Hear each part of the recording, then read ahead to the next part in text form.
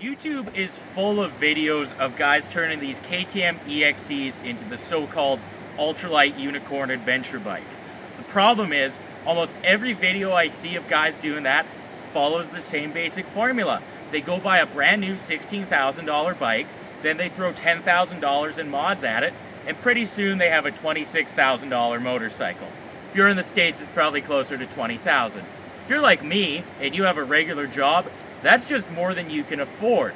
So that's why when I saw this 2010 450 EXC for sale last fall for only $3,500, I knew I had to buy it and show you guys how you can have the unicorn budget adventure bike for cheap. Stay tuned. So obviously at that $3,500 price point, which is only like $2,500 US dollars, the bike wasn't totally mint, but it was still in pretty good shape. It had about 280 hours on it. It needed fork seals, chain, rear wheel bearings, and some tires. So I probably spent about $500 right there. For tires, I'm not too picky. Any old 90-10 knobbies will do. And at that point, you know what? I had a pretty good bike that was ready for a bit of a build. So in today's video, I'm going to be showing you how you can turn one of these into a decent dual sport. Out of the box, they're pretty much a street legal dirt bike, and I know a bunch of guys find that on the highway, that's what they ride like, a street legal dirt bike, so they ride terrible. The biggest thing that you can do to improve these things' performance on the highway is to balance the tires, actually. These things, until recently, came with rim locks from the factory, so you already have a wheel a couple 100 grams out of balance.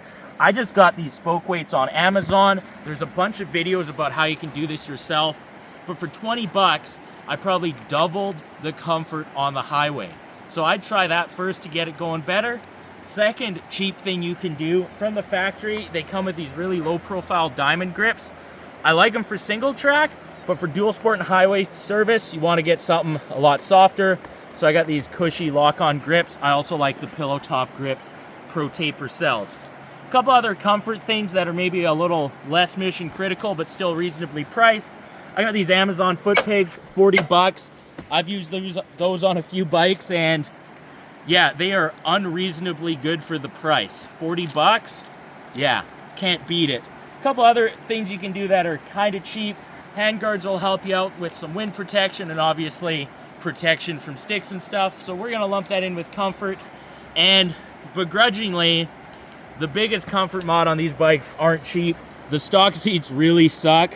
So the seat concepts, you know, I hummed and hawed about buying this for a long time, and unfortunately, it is worth it. You know, 450 bucks Canadian really stings. I'm incredibly cheap. I've bought multiple motorcycles for less than that, but it's worth it. That's a pretty integral part of these builds. Now, it really cannot be understated how much of an improvement this thing is to ride on the highway with balancing the tires alone, let alone the seat. So if you're on an ultra budget, start by balancing out the rim locks. It'll make it worth it, and it'll be pretty good on the highway. With the seat, it's really good. I enjoy riding this thing for hours now. So all those mods added some comfort and hopefully made this thing not absolutely terrible on the highway. Still hasn't really gotten it ready for true dual sport duty, and there's a few things you're probably going to want to do. Number one, larger gas tank. Stock, the older ones and even the newer ones come with an 8 or 9 liter tank, and it's just not enough. I got this Acerbis 13 liter tank on Rocky Mountain ATV, and it's good for my purposes. I can get a couple 100 kilometers out of it. There's also a massive 25 liter tank available, but I don't have that kind of usage. I have a DR for that. For carrying luggage, there's a couple things. I got this nice CNC rack on Amazon. It's about 50 bucks, which is way too much money for what it is, but it does kind of stiffen up this rear fender, gives me a ton of options to secure things to. I also just got these little generic tie-down hooks off Amazon. You can get like 10 of them for 10 bucks. Put those on the subframe mount, and then you have something you can tie your luggage to. So this setup right here probably spent 60 bucks, and now you're able to secure any sort of rackless luggage on here. If you come over here with the camera, I should also mention I made this little heat shield out of some stainless. They do sell these for like 40 bucks, but if you have some stainless and a hammer, you can make your own, and that'll just stop you from melting the plastics. For luggage, I'm using the same set of $300 ones I got on Facebook Marketplace like 5 years ago. I don't really have an opinion on rackless luggage. I've only used one kind of setup. A couple other things you might want to do for some more road comfort is I got these Amazon folding mirrors on here. They're really quite good for the price. I got the Amazon handlebar bag, which is really handy. Throw your phone and snacks in there. I have the giant loop handlebar bag on another bike, but they like doubled the price last year. So I decided to give this one a go, and it's unfortunately on par with quality for half the price and probably made in the same place. That pairs nicely with this little USB charger I got on Amazon there, like $30 unit. Then I can charge up my phone, whatever, or get my GPS charged up. So that's kind of a nice thing to have, and dirt cheap, really. There's no reason to go buy some special motorcycle specific one. Any old one's gonna work. If you come up front here, we got the old Nelson rig fender bag. I use these for a spare tire kit. Got all my tools in there, a tube. Just make sure you zip tie it on. And then up front, generic light bar, like 30 bucks, just because these stock KTM headlights aren't really that good. And 30 bucks, guess what? You can ride at night now without shelling out like $500.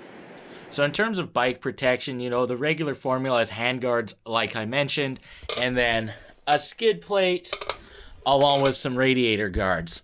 Now, this era, 2008 to 2011 KTM, actually came with a pretty legit stock skid plate. The only thing I would recommend you do is they're attached with a quick little quarter turn adjustment. Replace that with a bolt because sometimes they can fall out. If you don't buy this era KTM or that skid plate's missing, then any reputable skid plate, a Chirby's or one of the many aluminum ones is going to do just fine. You see that bolt I've replaced. And then for the radiator guards, this big Chirby's tank, you know, it kind of has like these molded wings. So that protects the radiators from any side impacts. And in my many years of riding, I haven't actually had that many issues with sticks poking my radiators. So these louvers do work. I think in the future, I might end up buying kind of a more legitimate kind of cover to go over the radiators. But for now, stock skid plate in the tank is keeping the bike safe, and it's super light and saving money. Now obviously the orange bikes are known for their performance. With that said, out of the box these EXCs do come pretty corked up. I got lucky. When I bought this one, someone had already taken care of that. So like I said, this one already came with that prefixed. This is a 2010 model. It still has a carburetor. So to fix that, you just need a JD jetting kit or something similar. They're about $100 and probably a freer flowing muffler. Now, a lot of guys, you know, they'll go spend many hundreds of dollars on the FMF pipes, and that works out great for cheap guys because you can get a stock pipe off of one of the XCFW or XCF models for dirt cheap used. They're more free flowing and they still have a spark arrestor, and that combined with that jet kit's gonna fix your problems. The newer fuel-injected KTMs probably are going to need an aftermarket ECU, and that's big money. So in some ways, there are a couple advantages to these older ones. Still think kind of the sweet spot for KTM is maybe those 12 to 16 model years. They didn't come as corked up, and they were a little simpler. Now, the other big kind of mod, I guess, per se, I did for performance is the suspension. It comes really good out of the box, but anyone with eyes can see I'm a bit of a sturdier rider, and I like to ride spiritedly, so I found it a little soft. I was lucky. I got this rear PDS shock spring back here for 20 bucks on Facebook, and I haven't really found that to be a one-off. You can pretty commonly get them cheap used or just trade with another rider. Up front, I wasn't so lucky. I did have to buy some stiffer springs. That was a couple $100, but hey, I got some cool Race Tech stickers on there, so people probably think I spent way more money. That combined with playing with the preload and playing with the clickers, I've got this thing really dialed. I'm always surprised by how many people buy one of these kind of premium bikes and never adjust the sag, the preload, adjust clickers or nothing.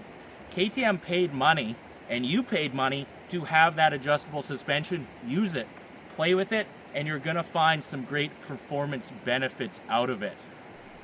All right, so from the factory, these EXCs come with a crazy high gear ratio of like 1544 or something, which is just way too high. I mean, first gear can go like 50 kilometers an hour, and you definitely don't want that. So on this one, I've swapped out the gearing for a 48 tooth rear and a 13 front, and that's actually some pretty low gearing, but I find that I'm still able to cruise on the highway at 110, can still overtake at 125, 130, and that first gear is basically a granny gear on the trails, which is what I kind of like. I think a lot of guys, especially if you're more in the desert or somewhere open, you might want to go with something like a 48 tooth setup, and that also works decently.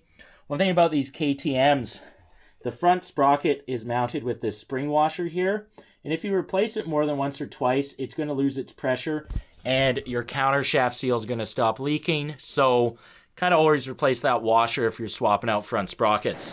All right, so that's pretty much everything I've done to turn this EXC into what I consider to be the Unicorn Light Adventure bike. It's good enough that I could go on a, multi-day trip into the backcountry with it, not hate myself on the highway, and still be able to rip up some single track. And I've achieved that spending a fraction of what a lot of the other builds have. All in, I'm into this for about $5,500 Canadian. I think that's around $4 US. And I got a bike that works good and should last me a pretty reasonable amount of time. So if you've enjoyed seeing this build and you want to see more content about bike builds that are a little more attainable for what most people can afford, be sure to like, subscribe, and as always, ride safe. Hopefully we see you out on the trails.